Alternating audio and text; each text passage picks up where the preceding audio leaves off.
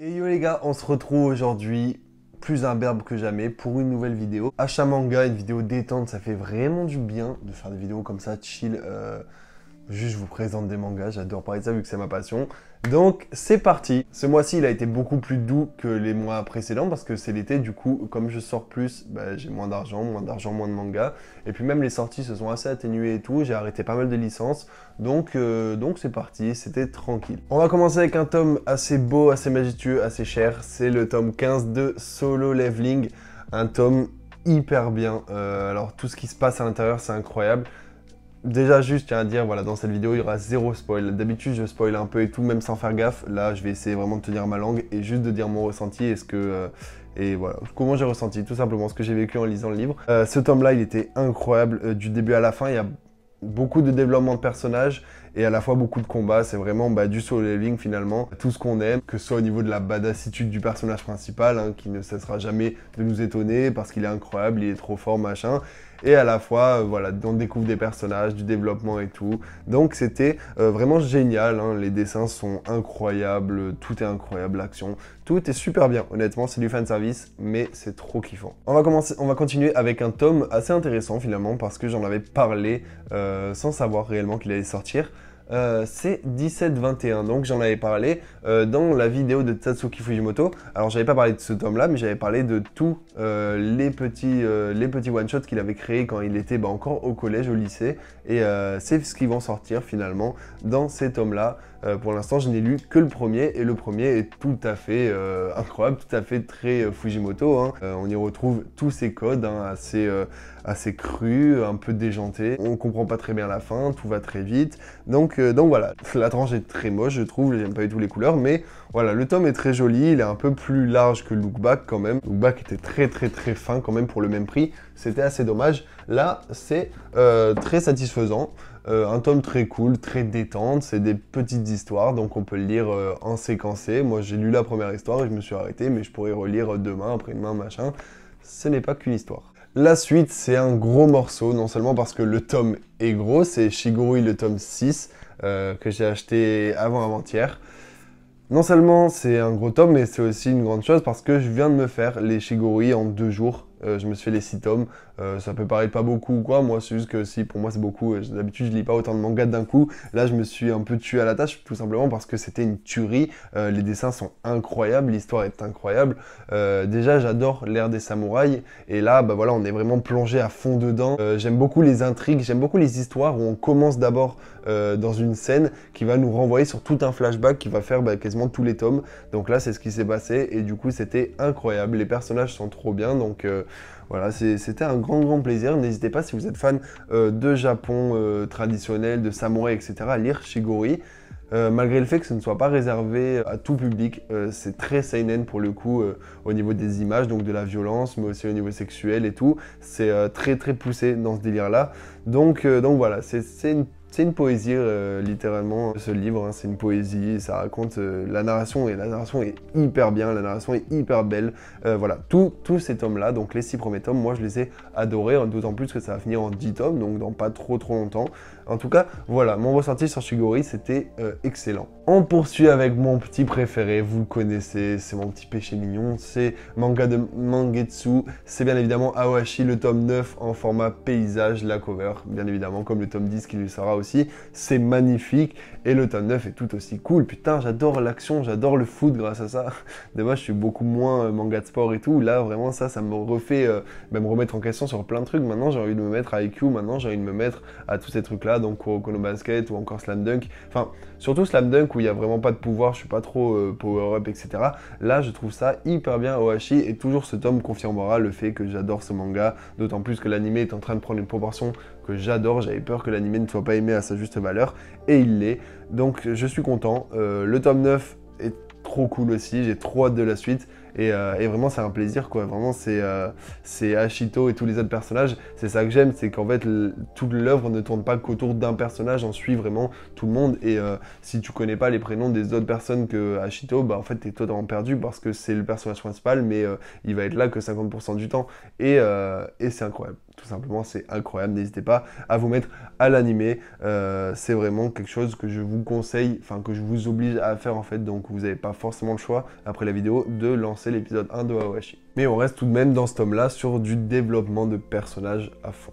Et c'est une bonne chose, même le fait que ce soit lent, c'est une très très bonne chose. On continue dans les suites avec le tome 31 de Black Clover, un tome de conclusion d'arc, enfin vous voyez ce que je veux dire, c'est pas forcément, je pense pas, soit le dernier tome sur cet arc là, mais voilà, il amène la fin, très bien, toujours très poussé, bagarre, shonen et tout, vraiment très shonen pour le coup, avec un peu des frissons. Vraiment pour moi Black Clover c'est un Fairy Tail remasterisé, c'est pas du tout péjoratif ce que je dis, mais c'est que vraiment ça reprend beaucoup de codes de Fairy Tail, et je trouve ça hyper agréable. Moi j'ai adoré Fairy Tail, et donc là je kiffe vraiment Black Clover.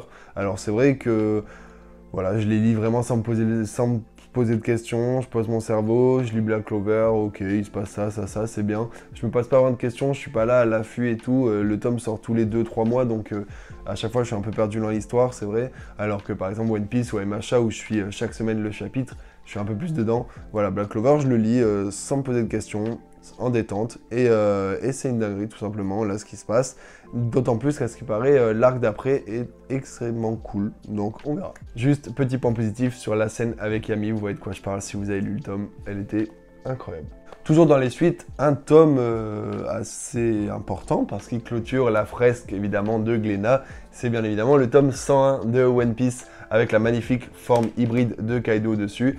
Je vais pas en parler forcément trop parce que putain c'est vrai que je l'ai feuilleté et je l'ai relu alors que je l'avais déjà lu en scan et tout. Le tome est tout simplement trop cool, c'est vrai que One Piece ça devient un peu fouillis là, les planches etc, c'est beaucoup de données, beaucoup de blabla et à la fois du combat, mais voilà le tome reste incroyable, on avance vraiment et le climax à la fin du tome est tout simplement incroyable, donc je ne sais pas exactement combien il y a d'avance entre les chapitres et les tomes, donc là je dirais qu'il y en a à peu près pour 30-40 semaines. Ouais voilà, donc les scans sont avancés de 25 chapitres comparé au livre, mais du coup avec les pauses etc, c'était comme si ça s'était sorti il y a 40 semaines à peu près. C'est vrai que ça replonge dans le passé, mais voilà, One Piece ça devient vraiment intéressant et Guano, malheureusement c'est beaucoup trop long pour que j'en parle là seulement dans un achat manga etc, ça mérite vraiment d'être bien traité. Je suis pas du tout légitime de bien traiter One Piece, il y a des gens qui le font vraiment mieux que moi, donc je m'aventurerai pas du tout dans ce truc-là, à dire machin, les combats sont trop longs, telle chose j'ai pas aimé, machin, non, pas du tout. Moi, juste One Piece, je suis ça, et j'adore le côté fun qu'apporte Oda à l'œuvre, la tournure que prend actuellement les scans comme le livre, j'adore tout ça, du coup, je suis juste un fervent client de l'œuvre, et c'est toujours un plaisir d'acheter un de ces mangas. Là, on va continuer et ça va crier parce que déjà je me déteste et ça va crier aussi parce que je me contredis à balle. Il y a 3 mois ou il y a 2 mois, je sortais une vidéo comme quoi fallait arrêter le business dans les mangas, fallait arrêter les collectors. Et qu'est-ce qu'il fait Clément quand il y a les collectors, vous savez très bien, c'est qu'il en achète parce qu'il n'arrive pas du tout à se calmer et à se canaliser. D'autant plus qu'on les voit approximativement partout, ils sont en stock partout. Vous savez très bien desquels je parle, ils sont sortis il n'y a pas forcément trop longtemps. C'est bien évidemment le tome 22 de Demon Slayer et le tome 18 de Tokyo Revenger qui sont sortis en collector entre guillemets, donc on va appeler ça, comme m'a dit un mec sur Instagram, voilà, un mec avec qui j'ai parlé, il m'a dit en fait très clairement ça devrait s'appeler une édition de luxe ou une édition tout simplement spéciale. Bah c'est vrai, parce que ce n'est plus du tout collector à mes yeux, ni aux yeux de personne, ça se revend plus, donc ça c'est une très bonne chose pour les resellers, comme ça ils vont faire leur marché haute barre, et à la fois bah, c'est un peu dommage pour les collectionneurs comme nous, hein, qui adorons avoir des pièces que pas beaucoup de gens ont, là c'est pas trop le cas. Voilà, en tout cas on a les tomes collector. J'ai lu le tome 18 de Tokyo Revenger, du coup je peux quand même donner mon avis, c'est un tome un peu plus shonen pour moi que les tomes précédents, et les tomes précédents il s'était passé des choses un peu plus bouleversantes etc. Là on rentre voilà un peu dans le shonen avec Takemichi etc. Donc moi j'ai kiffé, je kiffe d'autant plus que ça prépare quelque chose de grand. Le tome en lui-même n'est pas extraordinaire, mais je sais que la suite va l'être, et du coup j'aime cette licence, j'aime le lire, ça passe hyper vite, d'autant plus que là il n'y a pas beaucoup de bulles, il n'y a pas beaucoup à lire, mais voilà, c'est toujours un plaisir de lire Tokyo Revenger, n'hésitez pas vous à vous y mettre, ou du moins regarder la saison 1 qui est tout simplement incroyable malgré le fait que beaucoup critiquent l'animation. Moi j'ai adoré la saison 1, c'est avec ça que j'ai commencé pour ensuite me plonger dans le manga qui était tout aussi bon finalement, donc Tokyo Revenger c'est excellent. Demon Slayer, lui pour le coup, je n'ai pas encore lu le tome 22 parce que j'en reviens à peine de l'acheter. Du coup j'ai hâte de le lire, d'autant plus qu'il va se finir au tome 23, donc on est vraiment sur, à mon avis, la scène finale, le combat final tant attendu. Donc j'ai hâte, tout simplement, de lire ce tome-là, de vous donner mon avis sur Instagram, etc. J'adore me donner mes avis sur Instagram, sur ce que je lis. Donc voilà, ça va se passer. En tout cas, voilà, je suis content d'avoir eu ces coffrets, malgré le fait qu'ils soient un peu chers, etc. Je sais que peut-être un jour, je me ferai les romans de Jujutsu Kaisen et Demon Slayer, parce que, en vrai, pourquoi pas, si j'ai vraiment du temps, un grand trajet à faire en train ou quoi, c'est le genre de truc que je pourrais faire. Mais là, voilà, je suis content, j'ai eu mes petits décollectors, ça complète tous les collectors que j'avais sur Demon Slayer. Donc je suis assez content. Ah oui, juste, j'ai pas compris du tout l'engouement autour des marque-pages de Tokyo Revenger. Donc voilà, si vous voulez savoir, moi j'ai eu Shifuyu et Baji, mais ça m'importe très peu, ça reste du carton. Donc voilà, c'est vraiment juste, ok, bah, j'ai les marque-pages, à la limite j'aime bien ceux-là parce que voilà, ils décorent mon mur. J'aime beaucoup ce 20th Century Boy parce que je les ai eu gratuits dans des... Enfin, ça devrait pas être collector des marque-pages, on devrait les offrir gratuitement des fois avec des tomes de temps en temps, comme ils ont fait avec les éditions de luxe de 20th Century Boy. Malheureusement, ça n'est pas le cas pour Glénat. C'est pas grave, juste voilà, j'ai des marque-pages et c'est cool. On continue, et ça c'est très intéressant. J'ai beaucoup critiqué Ki-hoon lors de ma vidéo sur le business autour du manga, parce que pour moi, ils profitent trop voilà, de l'argent, etc. Ils aiment trop l'argent et trop peu la passion. Et là, bah, ça va, je pense que du coup, ça va aussi très bien avec le business, parce qu'en faisant ça, ils vont augmenter leurs ventes de fou. Mais ils ont fait, évidemment, l'offre un manga acheté, un manga offert, sur plusieurs licences, telles que Beastars, Valkyrie Apocalypse, et d'autres, etc. Ou même des mangas à 3 € de Kurokawa, donc Vinland Saga, etc.